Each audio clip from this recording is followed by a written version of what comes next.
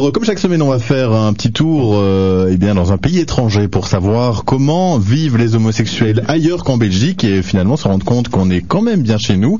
Et ce soir, on va en Algérie, on va en Suisse avec un Algérien qui s'occupe d'une association Algérie Gay. Et c'est Jacob, bonsoir. Oui, bonsoir Mickaël. Voilà donc Jacob d'origine algérienne mais qui est résident permanent en Suisse et le cofondateur d'Algérie Gay, une association de droit suisse basée donc à Genève. C'est là que tu te trouves. Alors comme chaque semaine, on va un peu essayer de voir comment vivent les homos dans ton pays d'origine, l'Algérie. Donc comment ça se passe ? Alors la situation actuelle des personnes LGBT, donc lesbiennes, gays, bi et transsexuelles en Algérie, est vraiment comparable à celle de la France, la Suisse ou peut-être la Belgique il y a 50 ans de cela. Donc c'est vraiment il y a un retard.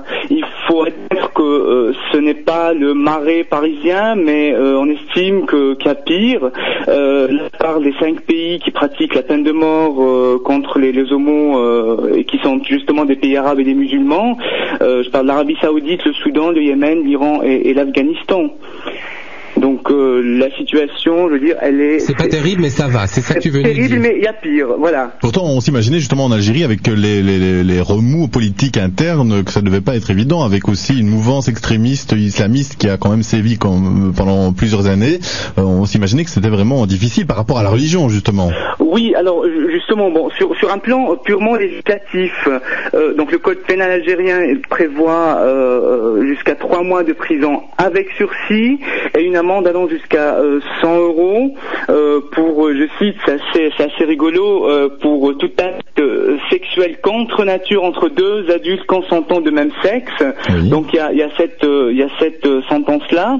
Il faut juste noter que j'ai travaillé en tant que journaliste en Algérie, j'avais plus de chances d'être condamné pour diffamation et puis condamné à la prison ferme pour diffamation en tant que journaliste qu'en tant qu'homosexuel. Donc, mais par rapport à l'islam, c'est clair que l'homosexualité a un statut très très particulier dans l'islam. C'est puni donc par la peine de mort dans les pays où la charia est appliquée, mais il faut dire que la condamnation de l'homosexualité en Algérie, elle est plus sociale et plus ou moins indépendante de la religion.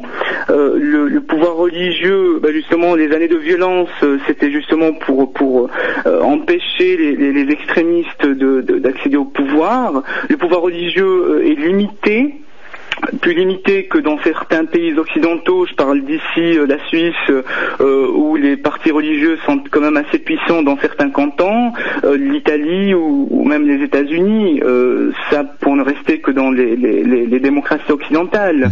Et Jacob, l'homosexualité est perçue comment dans la société algérienne ? Alors, dans la société, il y a énormément d'homophobie. Je veux dire, les gens ont peur de l'homosexuel. Et puis ça, c'est bon. Il y a un certain niveau où c'est perçu comme quelque chose de rigolo, où on ne prend pas au sérieux les homosexuels, mais les gens qui sont officiellement et puis qui sont homosexuels au vu et au su de tout le monde, ça existe. Ils sont un peu dénigrés par la société, principalement par la famille. Et je pense qu'il y a eu 3 facteurs peut-être qui ont contribué à cette crainte de l'homosexuel en Algérie.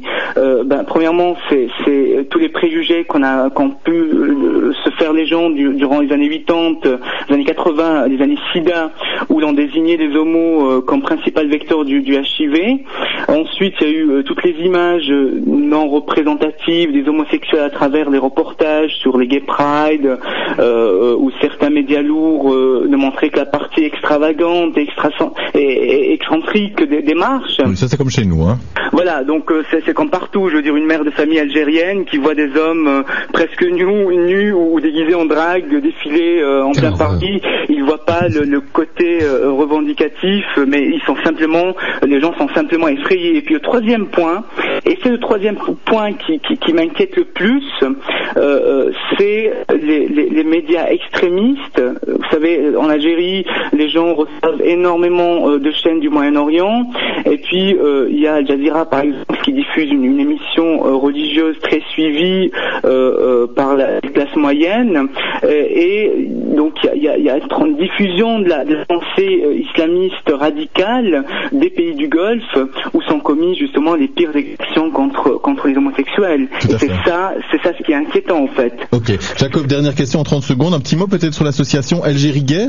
Alors Algérie Gay, donc c'est un portail web. On a un email donc d'alerte où on est attentif à tout ce qui se fait en Algérie et puis où on fait de la prévention aussi. Donc il y a énormément d'homosexuels qui nous écrivent.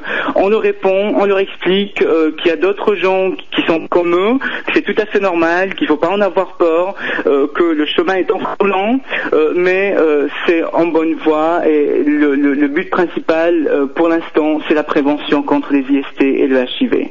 Excellent, très très bonne initiative en tout cas Algérie Gay. Merci. Et le chemin est encore long en Algérie, mais comme dans d'autres pays, mais peut-être une lueur d'espoir à long terme. Merci beaucoup Jacob. Merci.